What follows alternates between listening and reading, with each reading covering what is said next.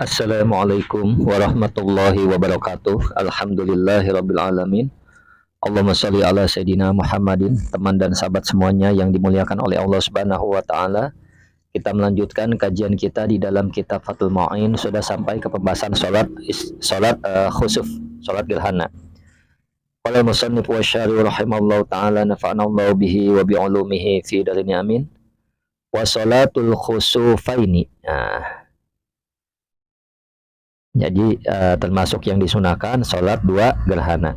Ai khusufis syamsi, maksudnya adalah khusufis syamsi gerhana matahari, wal qamari dan gerhana bulan.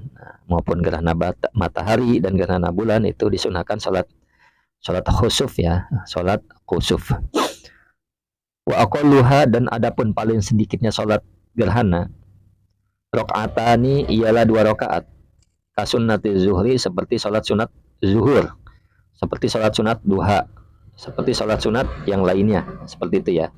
Jadi ini paling sedikitnya sholat khusuf. Seandainya ada gerhana, orang sholat sendirian, seperti sholat duha, 2 rakaat, tidak ada apa-apa lagi, maka sudah sah, sudah mendapatkan pahala dari Allah Subhanahu wa taala. Wa adna kamaliha, dan adapun minimal kesempurnaannya, ziyadatu qiyamin, ialah menambah berdiri, wa qiraatin, dan menambah bacaan, wa ruku'in, dan menambah ruku', fi kulli rakaatin, di setiap rakaat. Nah, ini minimal kesempurnaan. Ini di tengah-tengah ya. Biasanya masyarakat umumnya ini ngambil di tengah-tengah, tidak yang di awal ya. Jadi 2 rakaat tetap hanya saja menambah diri, menambah bacaan, menambah ruku di setiap rakaat. Misalkan orang ini takbir, kemudian baca Al-Fatihah dan surat, ya kan? Kemudian dia ruku, ruku, kemudian diri lagi, i'tidal. Nah, i'tidal, kemudian membaca ayat lagi, Bismillah lagi, Itu kan sudah satu hitungan ya. Kemudian Bismillah, Al-Fatihah dan ayat, kemudian dia ruku lagi. Ruku udah 2 kali di dalam 1 rakaat. Kemudian dia diri lagi, i'tidal, kemudian baru dia sujud. Seperti sujud tetap sekali ya di dalam 1 rakaat. Hanya saja yang 2 kali itu berdiri, ruku dan bacaan. Nah, di setiap rakaat sujudnya tetap sekali.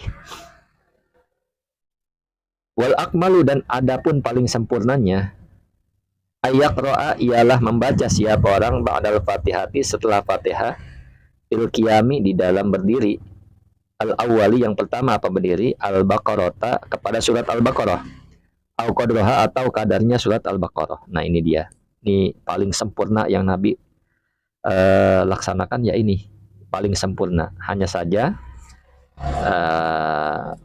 umat muslim keseluruhan pada umumnya tidak melakukan ini karena berat ya.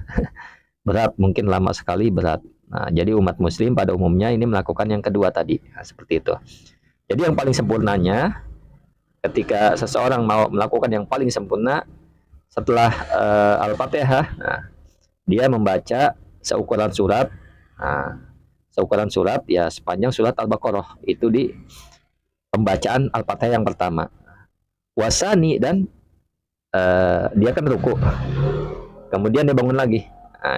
Maka dia bangunnya ini membaca setelah Al-Fatihah dibaca surat lagi. Ukurannya kami atai ayatin minha.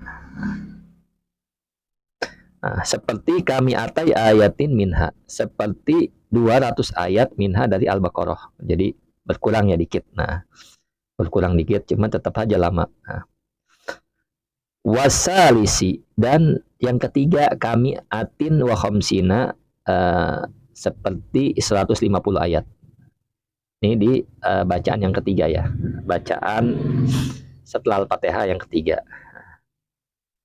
Kemudian dia ruku lagi, kemudian dia bangun lagi, kan bacaan yang keempat.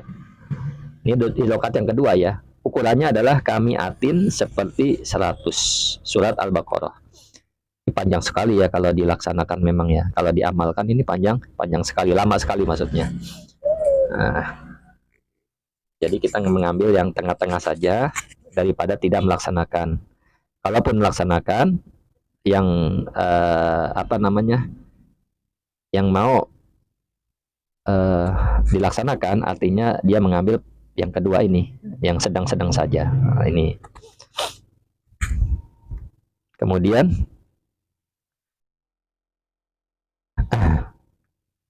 ayusabbiha, dan akan membaca siapa orang, maksudnya membaca tasbih ya, di awal rukuin, di awal ruku, wasujudin, dan di awal sujud, kami atin minal baqarah, seperti 100 dari surat al-baqarah. Nah ini dia panjangnya bacaan ruku dan sujud. Nah, panjangnya bacaan ruku dan sujud di awal ruku ya, di awal ruku dan di awal sujud. Nah seperti itu, mudah-mudahan dapat dipahami ya. Mungkin kalau ngaji di majlis talim bisa dicontohkan. Kalau ini kan hanya sekedar bacaan ya, mudah-mudahan dapat dipahami. Nah, seperti itu. Wafisani, dan di dalam kedua, bacaan yang kedua, maksudnya ruku dan sujud di dalam kedua, min kulin, dari masing-masing ruku dan sujud, min huma, dari keduanya, kasamanina, seperti surat Al-Baqarah 80 ayat. Nah, seperti itu ya. Kemudian wasalisi, dan yang ketiga, min huma, dari ruku dan sujud, seperti apa? Kasabaina, seperti 50 ayat. Nah, ini panjang sekali. Ayat aja yang berdiri udah panjang, ruku dan sujudnya pun panjang. Ini percis yang dilakukan oleh Nabi Shallallahu Alaihi Wasallam. Nah, warobi, yang keempat, kahomsina, seperti halnya 50 ayat. Nah, jadi tasbih, panjang tasbihnya adalah seukuran 50 ayat surat Al-Baqarah. Seperti itu. Kemudian Allahumma sholli ala sayyidina Muhammad wa ala ali sayyidina Muhammad. Di khutbah ini dengan dua khutbah ya. Jadi ada khutbahnya sunnah ai ma'ahuma, maksudnya beserta keduanya. Nah, ba'dahuma, setelah keduanya. Artinya 2 hari raya dan sholat 2 gerhana. Seperti itu. Sholat gerhana dan sholat hari raya disunahkan setelah sholat itu ada khutbah. Ayusannu, maksudnya adalah disunahkan khutbatani, apa, 2 khutbah. Ba'da fi'li sholatil ini, setelah mengerjakan sholat 2 hari raya. Nah, walau fi godin, sekalipun pada besoknya, fima, di dalam perkara, yajharu, yang jelas apa ma. Nah, jadi walaupun pada besoknya ini kita membicarakan sholat hari raya. Jadi sholat hari raya, misalkan sekarang ini 1 Syawal, nah, maka bisa dilakukan besok. Bisa dilakukan besok ketika ada uzur dan sebagainya. Bisa dilakukan esok harinya. Nah, maksudnya tanggal 2 Syawalnya. Ini pendapat yang aujah ya. Nah, walaupun ada pendapat yang lain bahwa tidak bisa dikodok, tidak bisa ditunaikan besokannya. Nah, tetap walaupun dilakukan esok harinya, maka tetap ada khutbahnya. Disunahkan ada khutbahnya, 2 khutbah ya. Wal khusufaini, dan sholat 2 gerhana. Nah, 2 gerhana. Jadi kalau gerhana ya, kalau udah lewat gerhananya udah, dia nggak bisa dikodok seperti itu. Kalau sholat id itu masih bisa. Ada pendapat yang aujah mengatakan itu bisa dilakukan esok harinya. Kemudian wayab tatihu, wayab tahu atau wayab tatihu, dan membuka siapa orang. Bismillahirrahmanirrahim. Kita mulai lagi ya. Wayab tahu, dan membuka siapa orang, ula khutbatai al-aidaini, pada awal 2 khutbah sholat 2 hari raya. Lal kusufi, bukan pada sholat khusuf. Bitis takbiratin, dengan 9 kali takbir. Wasaniyah, wasaniyata, dan pada khutbah yang kedua, bisa ba'in dengan 7 kali, wilaan, dengan berturut-turut. Nah ini ya yang dilakukan tatkala khutbah. Jadi orang ini imam ya, misalkan ini membuka pada awal 2 khutbah hari raya, kita lagi membicarakan 2 hari raya dulu. Nah, membuka dengan 9 kali takbir. Nah, dengan 9 kali takbir di khutbah yang pertama. Wasaniyah, dan di khutbah yang kedua dengan 7 kali takbir secara berturut-turut, tidak dipisah. Lal kusufi maksudnya adalah bukan sholat gerhana. Kalau sholat gerhana tidak.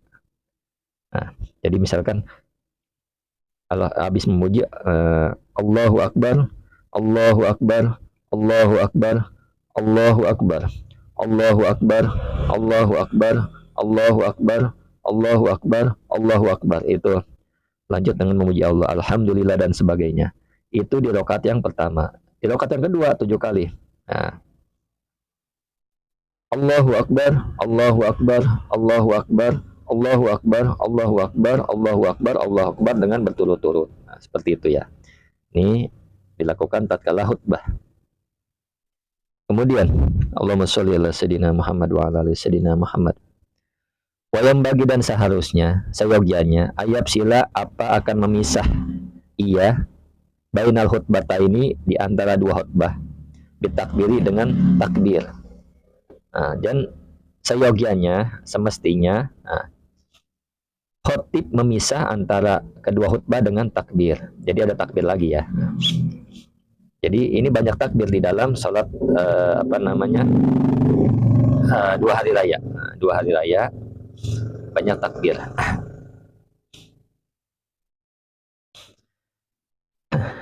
Wayuk siru dan memperbanyak siapa orang minhu dari takbir fi fusulil khutbah di dalam memisah khutbah.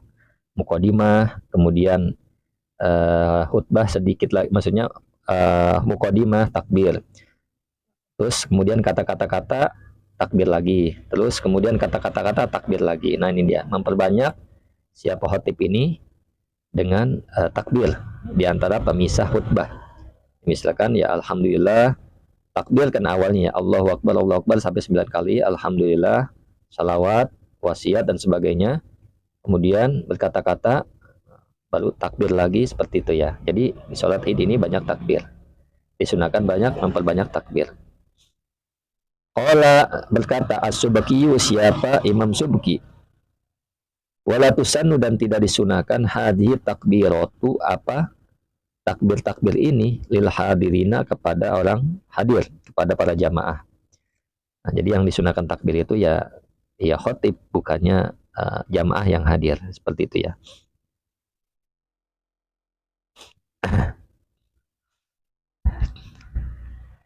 Mudah-mudahan dapat dipahami. Syukron ala ihtimamikum. Assalamualaikum warahmatullahi wabarakatuh.